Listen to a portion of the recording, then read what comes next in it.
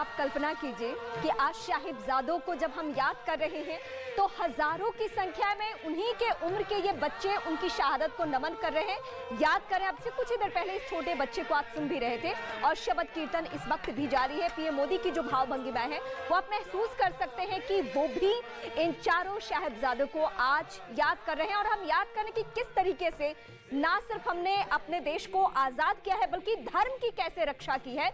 उनके ऊपर यह प्रेशर था कि आपको इस्लाम कबूल ही करना है मुगलों की तरफ से, लेकिन 2 साहिबजादों ने लड़ के अपनी जान गंवाई और 2 को तो दीवारों में चिनवा दिया गया। लेकिन हम भूले नहीं हैं इन शहादत को और यही वजह है कि आज शताब्दी गुजर जाने के बाद भी हम आज के दिन भी साहिबजादों को नमन कर रहे हैं।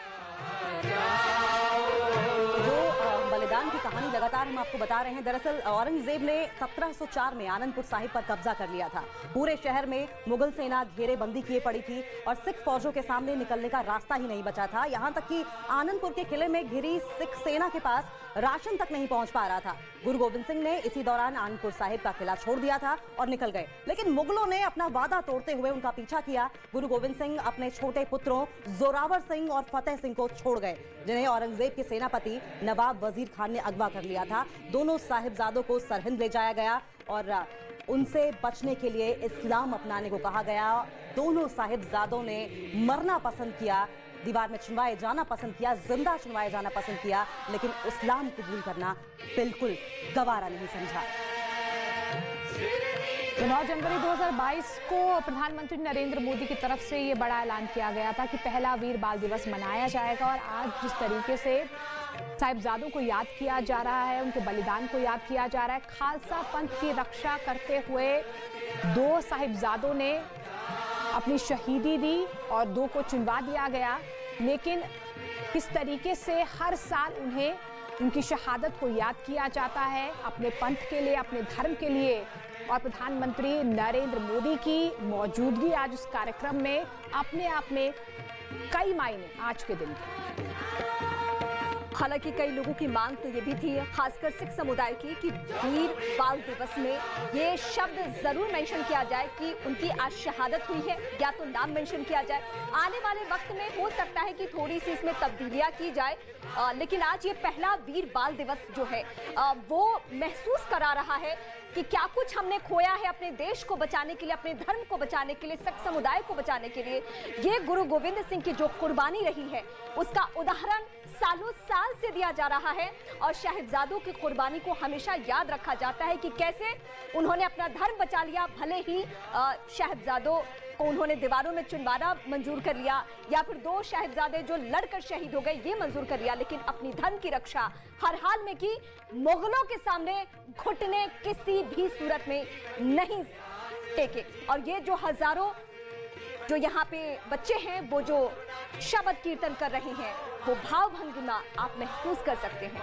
भारतवर्ष ऐसा ही है, अगर कोई कुर्बान हुआ तो उसे हम भूलते नहीं।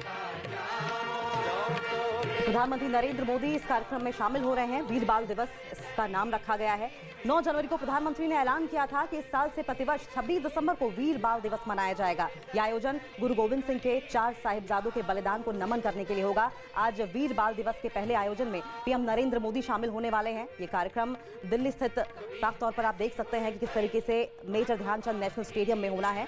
और आप देख रहे हैं कि कैसे प्रधानमंत्री नरेंद्र मोदी के साथ साथ वहां पर कई बच्चों की मौजूदगी है जो कि शबद कीर्तन करते हुए दिखाई दे रहे हैं। सुबह 11 बजे से इस कार्यक्रम की शुरुआत हो चुकी है और लगभग बताया जा रहा है कि 3000 बच्चे मार्च निकालेंगे। इसके अलावा बच्चों की ओर से ही शबद कीर्तन किया जाएगा। और यही नहीं, आज ही प्रधानमंत्री राष्ट्रीय बाल वीरता पुरस्कार विजेताओं के नामों का भी ऐलान करने वाले हैं। इसके अलावा पीएम राष्ट्र को संबोधित भी करेंगे। क्या कुछ इस मौके पर वो कहते हैं, ये बहुत इंपॉर्टेंट रहने वाला है।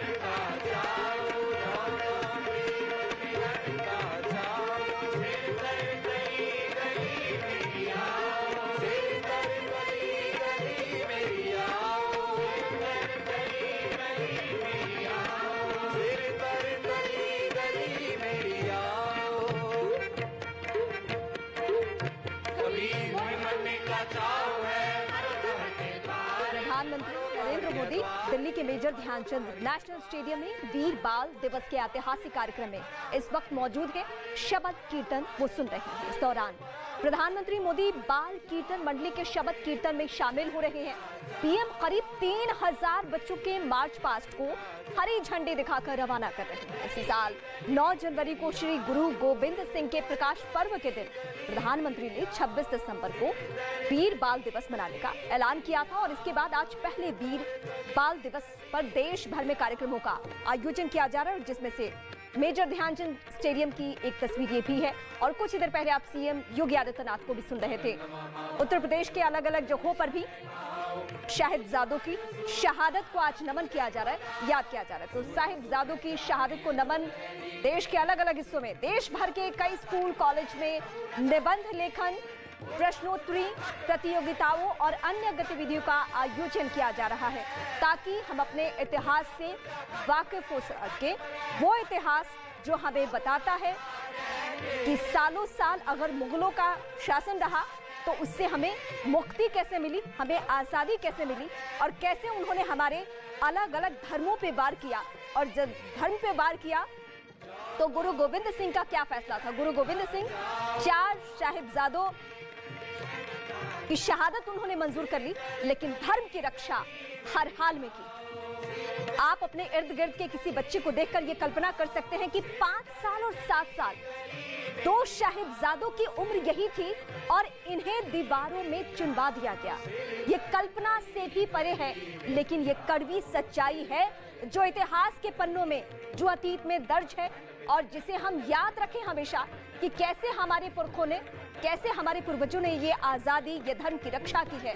उसके लिए क्या क्या कुर्बानियां दी गई है, कौन कौन सी शहादत हमें देनी पड़ी है, ये सब याद करना बहुत जरूरी है। और इसी के लिए सिर्फ मेजर ध्यानचंद स्टेडियम ही नहीं दिल्ली का, बल्कि अलग अलग देश के कोनों में भी यही तस्वीर निकलकर सामने आ रही है।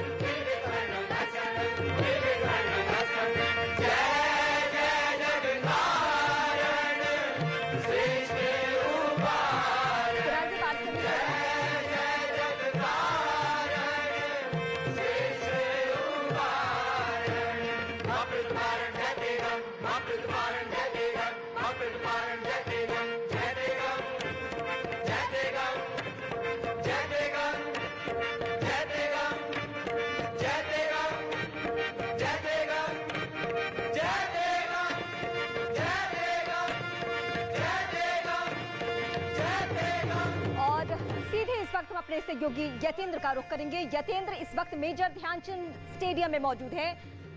अपने आप में इकलौता ये कार्यक्रम वीर बाल दिवस, यतेंद्र, जो कि हमें बता रहा है और एक मैसेज देने की कोशिश कि हम इस शहादत को ना भूले हैं, ना आने वाले वक्त में भूलेंगे। बिल्कुल 9 जनवरी को प्रधानमंत्री नरेंद्र मोदी ने ऐलान किया था कि जो बाबा फतेह सिंह का जो बलिदान है उसकी याद में वीर बाल दिवस 26 दिसंबर को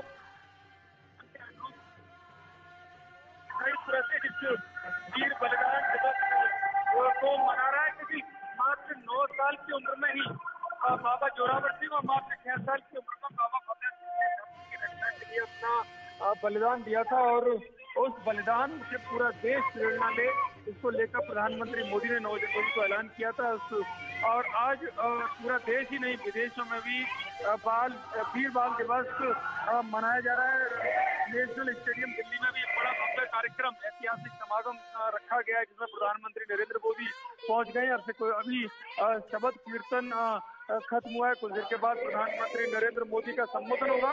मैसेज इसमें साफ यही है कि जिस तरह से प्रधानमंत्री मोदी ने जो ऐलान किया था कि वो वीर बाल दिवस मनाया जाएगा, उस वीर बाल दिवस से पूरा देश प्रेरणा लेके धर्म की रक्षा के लिए, न्याय की प्रतिष्ठा के लिए किस तरह से मात्र 9 साल की उम्र में बाबा जोरावर सिंह और मात्र 6 साल की उम्र में बाबा फतेह सिंह ने अपना बलिदान दे दिया। उन्होंने मुगलों के अत्याचार से बेइंतहा दोनों ने सहा, लेकिन अपने धर्म को नहीं छोड़ा। ये वीर बाल दिवस के रूप में मनाया है, इसलिए ਅਸੀਂ ਆਪ ਜੀ ਦਾ दिलों बहुत बहुत धन्यवाद करते हैं। ये अभी बाबा शबद कीर्तन शुरू हुआ है और कुछ देर के बाद प्रधानमंत्री नरेंद्र मोदी का संबोधन होगा। और पूरे देश में ही नहीं विदेशों में भी इस वीर बाल दिवस को मनाया जा रहा है।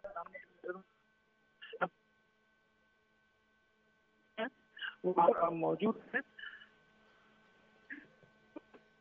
यतिंद्र का रुख हम करेंगे, लेकिन ये जो हजारों की संख्या में इस वक्त आप लोगों को देख रहे हैं, वो सिख समुदाय से ताल्लुक रखने वाले, सिख समुदाय में आस्था रखने वाले, सिख धर्म को मानने वाले लोग भी यहाँ पे पहुंचे हुए हैं। पीएम की खुद मौजूदगी है और पीएम यहाँ पे भाव विभोर होकर शबद कीर्तन सुन रहे हैं। वो शबद कीर्तन जो कि हजारों की संख्या में कोई और नहीं, यही बाल गा रहे हैं, ये बच्चे गा रहे हैं, जिसको सुनना, जिनको महसूस करना अपने आप में इकलौता और अनोखा अनुभव है। ये फिलहाल पीएम की तस्वीरें इस वक्त आपकी टीवी स्क्रीन पर। पीएम हर दिन से अलग आज आपको महसूस हो रहे होंगे। बार बार हम आपके सामने अगर 9 जनवरी की तारीख को दोहरा रहे हैं तो उसके पीछे मकसद ये है कि ये वही ऐतिहासिक तारीख है जिस दिन गुरु गोविंद सिंह के प्रकाश पर्व के दौरान देश के प्रधानमंत्री नरेंद्र मोदी ने इस बात का जिक्र किया कि 4 साहिबजादों की शहादत को हम भूलेंगे नहीं, उस दिन को हम मनाएंगे वीर बाल दिवस के तौर पर। और आज वही तारीख है जिसे आप सभी को ध्यान रखना होगा कि मुगलों का शासन इस भारतवर्ष में, अंग्रेजों का शासन इस भारतवर्ष में, लेकिन किन किन कुर्बानियों को देकर, कैसी कैसी शहादतों से गुजरकर हमें ये धर्म मिला है, हमारे धर्म पे एकाधिकार हमारा है, या फिर ये देश आजाद है जहां पे सबको स्वतंत्रता से रहना है। 1704 वो वक्त जब गुरु गोविंद सिंह के 2 पहले पुत्र, जो कि लड़ाई लड़कर मुगलों के सामने सीना दिखाकर पहले लड़ाई लड़ते हैं और उसके बाद उन्हें शहादत मिलती है। लिखने से भी जब हिम्मत नहीं टूटा गुरु गोविंद सिंह का, तो मुगलों का एक और पैंतरा, और वो पैंतरा था नन्हे मासूम और उन बाल जो महज 5 और 7 साल, तकरीबन यही लगभग उम्र रही होगी, इस उम्र के इन बच्चों को शहादत झेलनी पड़ी, दीवारों में चुनवा दिया गया, वो भी जिंदा।